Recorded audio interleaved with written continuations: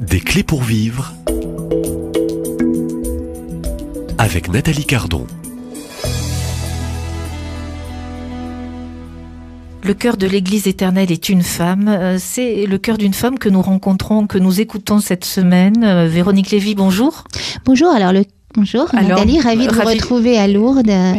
Près de l'Immaculée Conception. Voilà. Alors c'est votre écriture, c'est l'écriture d'une femme, c'est votre chair aussi, c'est votre corps qui parle, qui s'expose dans les premières pages de votre livre, c'est votre histoire qui s'expose et qui se donne un corps et un cœur blessé, un sanctuaire abîmé. C'est un cœur comme un cœur, mais c'est aussi le cœur du chorus, c'est-à-dire que dans ces livres s'exprime aussi le cœur de toutes ces femmes qui ont été essentielles dans la naissance de l'Église, en fait, qui commencent bien avant, qui s'ordonnent tout autour de ce oui de la Vierge. Et puis, ces femmes ont eu des corps. Il y a des drames qui ont traversé cette écriture sainte, et notamment des viols, comme par exemple un certain personnage comme Dinah. Et c'est vrai que la première partie de ce livre, qui est très courte, très rapide, après je ne reviens plus dessus, ça commence simplement sur 5 chapitres très courts, qui est la toute première partie, vraiment très courte, sur ma chair à moi qui a été blessée. Et si j'en parle, c'est simplement pour dire que la parole de Dieu, non seulement, vous savez, ça me fait penser à ce passage d'Ézéchiel, ressuscite les morts. Ça commence déjà dans ces corps, leur pousse des nerfs et de la chair. Et un enfant qui a vécu un viol dans l'enfance, enfin, c'est pas un viol à proprement parler, mais quelque chose d'intrusif, sa chair est profanée, le temple du corps est profané. Et seule la parole de Dieu peut, je dirais, plus que reconstruire, redonner vie à ce corps qui est devenu un tombeau, à cette mémoire qui a été profanée. Et c'est vrai que toute petite, il y avait une chambre toute blanche à l'adolescence, il n'y avait qu'une image, c'était l'image de la Vierge, toute jeune fille, qui était tournée de tout son corps vers l'ange Gabriel, vers une annonciation. Et cette annonciation, elle s'accomplit absolument à cet instant dans cette chambre de Nazareth, mais elle a été déjà préfigurée et déjà par des annonciations qui n'avaient pas l'importance évidemment de cette annonciation-là, mais déjà Sarah avec une annonciation lorsqu'on lui dit au seuil de la mort, enfin dans sa grande vieillesse qu'elle va enfanter, Dieu est le maître de l'impossible, le maître de la vie. Et ce oui de l'annonciation de Marie fait basculer le temps et l'histoire dans quelque chose d'inouï. Et ce oui de la Vierge, je pressentais avant ma conversion, qui a eu lieu le 7 avril 2012, déjà petite, suite à cette blessure atroce qu'a été la profanation qui a été inscrite dans ma chair, suite à ce traumatisme d'enfance, je sentais déjà que le oui de la Vierge était la clé vers cette résurrection, et qu'il fallait passer par le oui de cette Vierge, qui était le cœur de l'Église en fait, le cœur de l'humanité, le cœur de la possibilité de survie même de l'humanité. C'était le oui de cette femme, de cette toute jeune fille, et vierge, je veux dire libre en fait, vous voyez. Et je sentais que ça passait par le oui de la Vierge. Et donc obscurément, sans savoir pourquoi encore, je n'avais que cette image de cette toute jeune fille qui est en fait la Vierge de Notre-Dame de la Grâce, qui est une toute tournée. En fait, j'ai vu après qu'elle portait l'enfant dans ses bras, mais on a l'impression qu'elle est toute tournée vers l'ange et vers cet impossible qui devient réalité dans sa chair, dans son corps, puisqu'elle va mettre au monde le Verbe éternel. Elle va porter le Verbe éternel. Et je crois que nous tous, êtres humains, hommes et femmes, nous devons, pas comme l'a fait Marie, mais nous devons porter ce Verbe aussi. Et nous devons laisser cette parole de Dieu c'est plus que nous reconstruire, nous redonner la vie. Parce que sans accueillir cette parole de Dieu, le monde et notre vie va vers la ruine et vers la mort. Voilà. Et donc, pourquoi j'ai parlé de cette expérience personnelle au tout début, c'est pour montrer que sur une terre désolée, sur une terre où rien ne pouvait pousser. Une terre qui a été profanée. Une terre qui a été profanée par une intrusion dans la toute petite enfance, par un inconnu, mais que j'ai été amenée à voir plusieurs fois dans cette enfance. Eh bien, la mémoire, le corps, la peau a une mémoire, et ce corps était comme dévasté en fait. Et il y avait... ce corps était devenu comme un tombeau.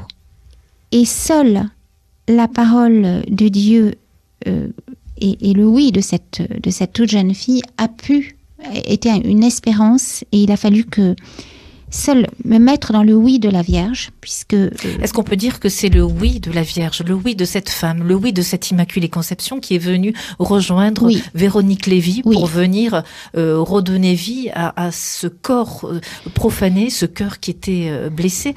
Est-ce que c'est le oui de Marie qui vous a redonné ce oui à la vie? Oui, c'est le oui de Marie, je peux le dire vraiment. Frontalement, je le dis. Déjà, j'en ai déjà parlé dans mes livres précédents, une petite fille est venue à moi, Jésus est venu à moi par une toute petite fille qui m'a appris les Ave Maria, les Je vous salue Marie, enfin le chapelet.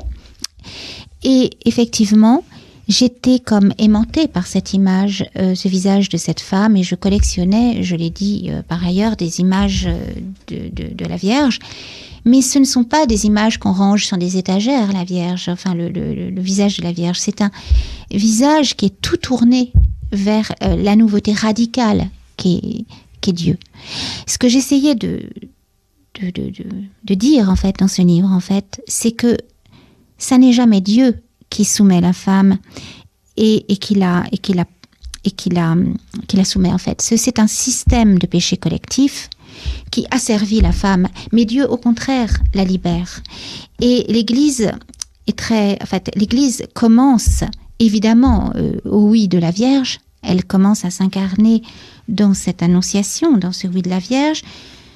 Mais avant même, quand Marie dit oui à son Immaculée Conception, l'Immaculée Conception, c'est en fait la création sans le péché originel, qui est cette séparation d'avec Dieu qui est l'Éternel. En fait, dans le Jardin d'Éden, Adam et Ève étaient dans le cœur de Dieu. Ils ne connaissaient pas, je dirais, l'espace ni le temps. Et je vais jusqu'à dire d'ailleurs que les 6 jours de la création, qui sont traduits par jour et par période parfois, moi je vais encore plus loin pour dire que la véritable traduction devrait être degré d'amour. Premier jour, premier degré, deuxième degré, jusqu'au 7e degré, qui est le grand repos de Dieu, où Dieu retourne à lui, en fait, à lui-même. Et donc, l'homme et la femme ont été créés tout contre son cœur au 6e degré, juste avant le repos du 7e jour, du 7e degré. Et seule la femme a été créée dans un jardin, parce que Adam a été créé de la glaise et de la terre, donc Adam veut dire le glaiseux d'ailleurs, mais Ève a été créée du cœur d'Adam, comme Marie est née du cœur du Christ au pied de la croix. Et Ève est née du cœur d'Adam, de la chair et du sang, et non pas de la terre. Donc on peut presque dire qu'elle est le couronnement d'Adam, et que Adam est un brouillon, et que Ève est la figure achevée d'une certaine manière. Adam est né dans l'Éden, certes, mais la Ève est née dans le jardin d'Éden. Je dirais que nos racines sont déjà non pas dans l'avenir, mais au ciel, puisque ce jardin, c'est maintenant la Jérusalem céleste. Et c'est parce que Marie a dit oui, que ce jardin d'Éden, ce ne sera plus seulement un retour au jardin d'Éden, mais une avancée, un élan vers ce jardin infiniment plus beau encore, qu'est cette Jérusalem céleste, et qui est le corps qui est composé de tous ces oui, de toute cette humanité qui aura dit oui, dans l'élan du oui de la Vierge. Et en fait, il fallait ce grand oui de la Vierge, oui, de l'Immaculée, pour l'avancée de toute l'humanité.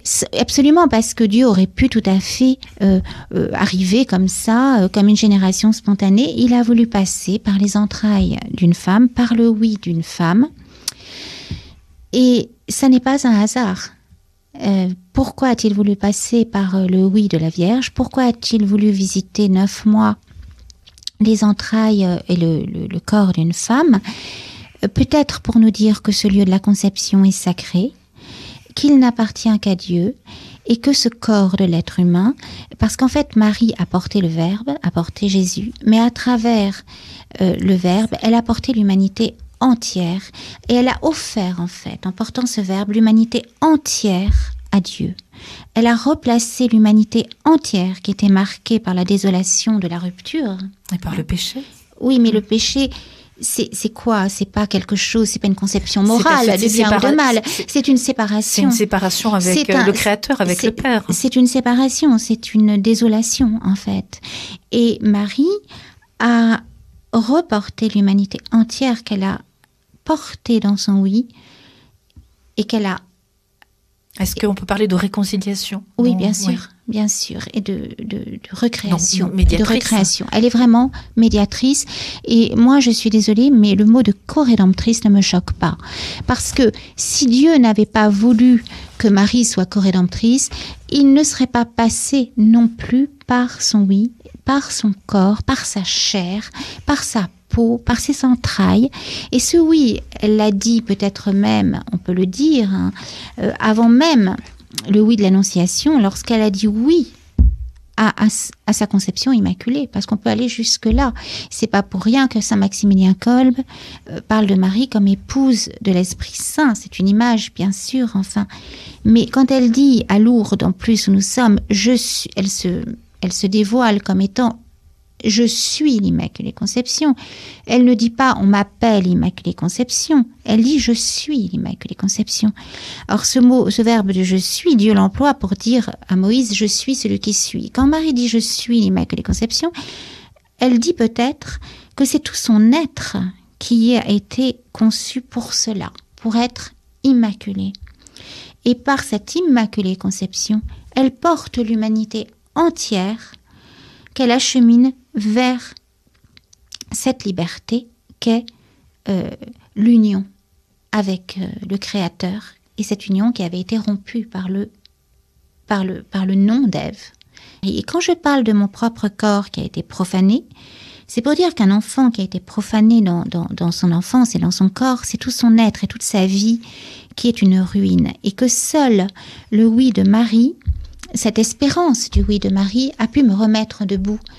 Et l'Église, que je prends au sens large, dans le sens de l'Église éternelle, dont parlait sainte Jeanne d'Arc devant l'évêque Cochon, de quelle Église parlez-vous? De l'Église de la terre ou de l'Église du ciel? Cette Église éternelle, elle est enracinée dans le oui d'une femme et dans le cœur, c'est comme le cœur qui bat, mais comme le cœur, le chorus, le cœur d'une femme, fait de tous ces cœurs de femmes qui l'ont précédée, mais elle vient basculer quand même, parce que le oui de Marie est bien plus que le oui de Sarah, bien plus que le oui de Rebecca, bien plus que le oui de Ruth et le oui de toutes ces femmes. C'est un oui dans lequel l'histoire va se retourner comme un gant, et c'est la victoire déjà contre Satan, c'est déjà dans ce oui. Et d'ailleurs, ça a été promis. D'ailleurs, dès le nom d'Ève, Dieu a promis que le oui d'une femme, que la femme terrasserait Satan. On le voit dans toutes les femmes de la première alliance qui terrassent tous ces grands dictateurs, mais c'est surtout Marie. Et voilà. Et c'est tout l'enjeu, et on sait combien Lucifer, au fond, déteste ce grand oui qui a été donné par cette femme, l'Immaculée Conception. Véronique Lévy, c'est la fin de l'émission du jour dans cette série, avec la sortie cette semaine de votre livre paru aux éditions Artege. Cœur de chair, le cœur de l'Église est une femme. Véronique Lévy, je vous donne rendez-vous dès demain à la même heure.